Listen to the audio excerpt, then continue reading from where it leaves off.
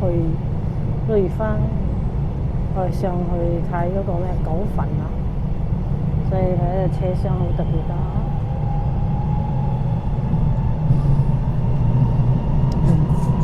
其實睇啲人好親切，又好點樣講咧，禮貌啊，仲有佢嘅環境啊，真係好清好乾淨㗎。有多少受日本影響啊？舊排佢哋喺日戰嘅時候，霸凌應該已經係住咗100幾年嘅歷史啊，所以佢哋呢度咧就比較感染啲到嗰個日本嘅文化。景啊、教育嗰啲啊，都係好有自律嗰啲咯。所以我而家其實我第2次到台灣啊，第1次嘅時候係匆忙嘅，又冇咩好好響台北行，所以而家咧就比較有時間咯。同安排咗1週嘅時間嚟呢度體驗下台灣嘅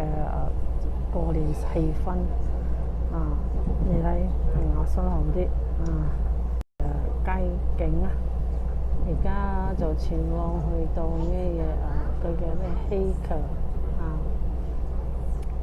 即係同你講台灣咧，其實係唔錯嘅地點嚟嘅，亦都方便㗎，嗰個交通非常之方便，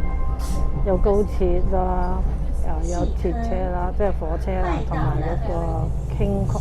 捷運，佢哋嘅捷運就係我哋嘅 MRT 啦，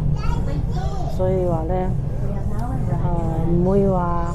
好艱難，有啲唔熟悉，但係咧佢哋啲人好 nice 㗎。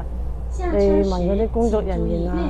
全部都係好有禮貌咁樣回答你啲問題啦，同埋有啲建議俾你啦。所以我係同你講嘅就係咧，台灣係值得嚟嘅地方咯。仲有嘅咧，陣間我係揾到一個好有紀念性嘅嗰個咩即係嗰啲所謂嘅過年嘅氣氛啊，特別啲㗎。陣間我就嚟播啦，所以講咧，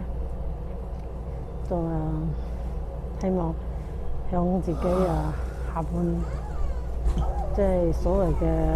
50新嘅開始嘅一種安排生活方式咧，就可以好好咁樣